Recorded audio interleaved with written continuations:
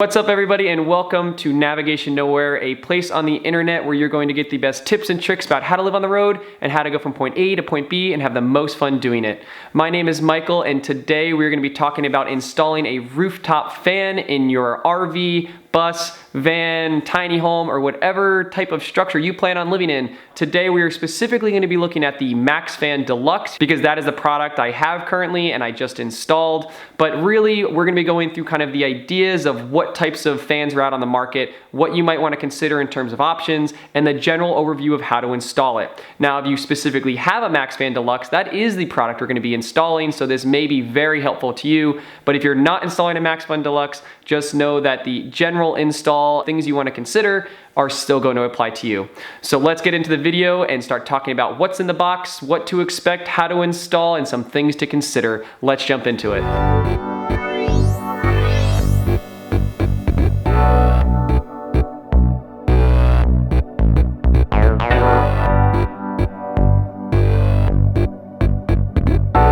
So like I said, today we are going to be specifically talking about the Maxx Fan Deluxe, but there are many different models on the market, and I just wanted to quickly give you some of the features you can find on the market to help you determine which model might be best for you. Maybe it is the Maxx Fan Deluxe and this is the model you're going to go with, but there are some other things you might want to consider in terms of price, functionality, and your lifestyle.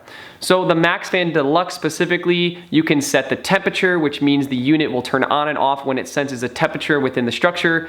It also has an in and out feature, meaning it can suck in or blow out of the vehicle. It has a rain detection system on it, which means the vent will close when it detects rain, and it is all completely controlled by a remote control device. But sometimes you don't need all these features. I happen to be installing this on a friend's school bus and he wants this model, so that's what we're installing. But maybe if you're living within a van or a smaller structure, you're not going to need a remote control, or maybe you don't need the temperature sensor and you're willing to do it manually, or it doesn't really matter to you. And in that case, you can spend less money and get a less expensive model, but then you won't have the features. So just think about this when you're looking into models of what features you really want and what price point you actually want to look at. Now that you know what types of features are out in the market, let's talk about the install and what you're going to find within the box of the Maxx Fan Deluxe. This particular model comes with the actual fan, of course, which includes the cover. You have the external flashing part, the internal flashing part, the screws that are used to install it, the remote control,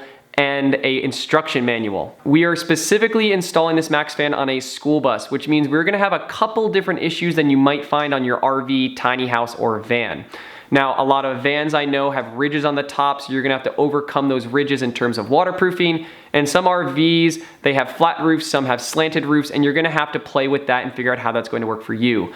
On school buses, the specific problem is going to be the curve of the roof. The Maxx Fan is only actually meant to be installed on flat surfaces, so when you're installing it on a school bus, you have to deal with the curve of the roof and figure out how you're gonna get around that. The first step that you're going to want to do when installing this fan is figure out where you're going to want to place it on the vehicle.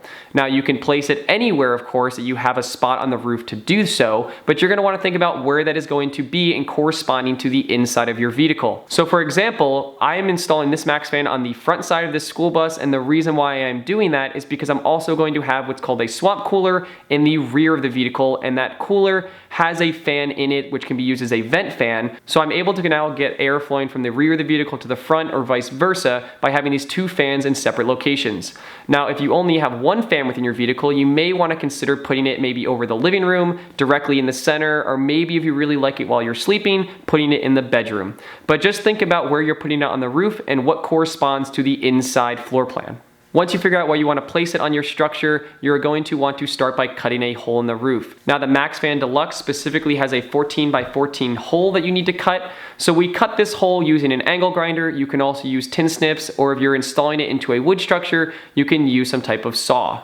Something you'll notice I did on this particular install is I reinforced the underside of the roof with some beams. I did that specifically so that if for some reason anyone ever walks on the roof, it is not going to flex the sheet metal and eventually break the caulking or waterproofing that we used.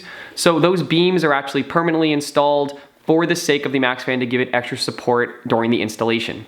This is not necessary for maybe your install depending on your vehicle, but I really like to do this in buses specifically because a lot of times when you're walking on the roof after you finish your build, you're gonna crack the caulk around the skylights, you're gonna crack the caulk around the Maxx fans, and any other type of waterproofing you did.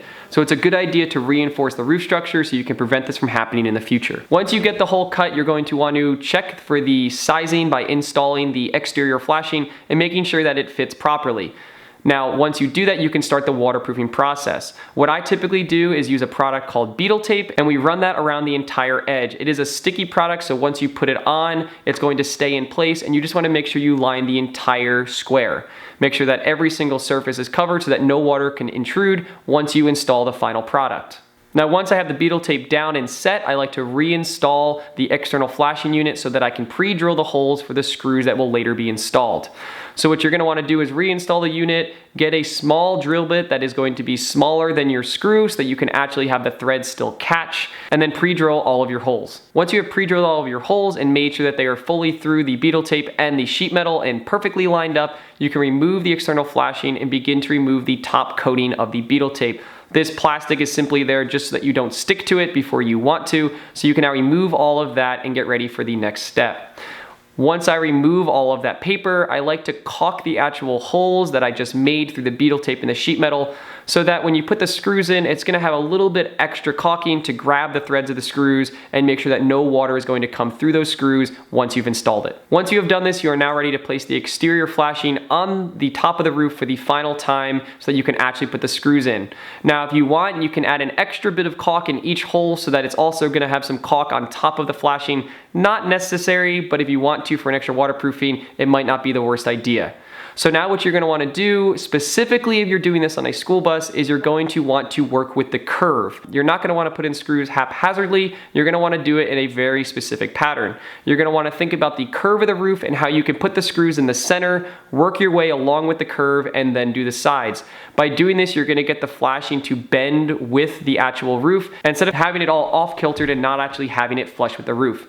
If you're dealing with a flat roof, this is not as much of a concern, but just consider how your roofing is going to affect your waterproofing and what the slopes or curves look like. Once you've made sure that your waterproofing is completely sealed and the exterior flashing is up against your actual roof, you can now install the actual Maxx Fan Deluxe. Now, it's a really easy install. All you have to do is take the unit, place it inside the external flashing, and it is held in by 4 screws, which you can find around the outside of the unit. Now, you want to make sure that you actually open the unit and make sure the cap is all the way up so you can access the screws. If you were to leave the cap all the way down, you won't actually be able to get to them with a screwdriver. So make sure you open it up, then put the screws in, and you'll be able to install your rooftop vent. Now, once this is permanently installed, you are done with the exterior part of your Maxx Fan installation and you can move on to the interior. Now, as you can see, I haven't actually finished the interior of this school bus, so I don't have the interior finished.